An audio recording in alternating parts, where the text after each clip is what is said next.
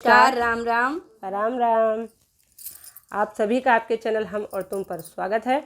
आज आपके लिए एक और विवाह गीत लेके आए हैं। ललनुमा विवाह गीत है, ये लड़के का विवाह है।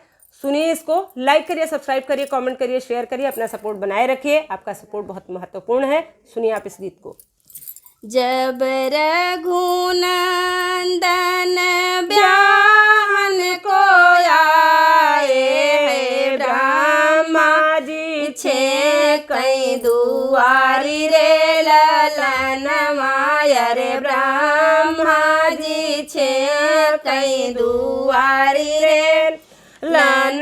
जब रघुनंदन ब्याहन आए है ब्रह्मा जी छे कई दुआरी रे ललन मायर ब्रह्मा जी छे कई दुआरी रे ललन। का तू ब्रह्मा जी छे के दुआरी रे मोरी सिया बहुत बखानी रे ललन मायर मोरी सिया बहुत बखानी रे ललन। का तू ब्रह्मा जी छे के दुआरी रे मोरी सिया बहुत बखानी रे ललन मायर मोरी सिया बहुत बखानी रे ललन।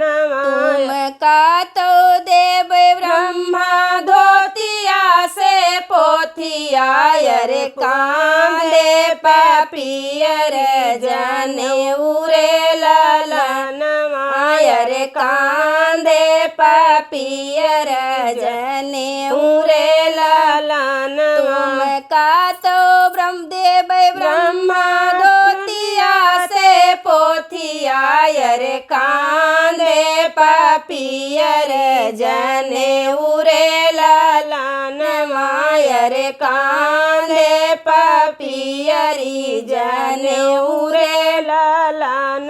तुम का तो ब्रह्मदेव ब्रह्मा चढ़ने का घोड़वायर देव मैं देव कन्या दान रे ललन मायर देव मैं देव कन्या दान रे ललन। तुम का तो देव ब्रह्मा चढ़ने का घोड़वायर दिया मैं कन्या कुंवारी रे ललन मायर दिया मैं कन्या कुंवारी रे ललन। तोरी सीता बहुत बखानी रघुनंदन सीता सूरी जवा के ज्योति रे ललन मायर सीता सूरी जवा के ज्योति रे ललन। तोरी सीता बहुत बखानी रघुनंदन सीता सूरजवा के ज्योति रे ललन मायर सीता सूरी जवा के ज्योति रे ललन।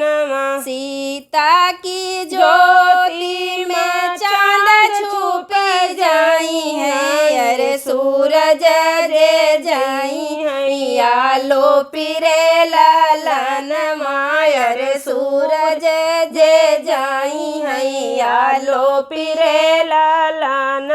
तोरी सीता की ज्योति में चांद छुप जाई है अरे सूरज जे जाई है या लो पिरे ललन मायर सूरज जे जाई है या लो पिरे ललन। जब रघुनंदन ब्याहन आए है ब्रह्मा जी छेकत दुआरी रे ललन मायर ब्रह्मा जी छे कहीं दुआरी रे ललन।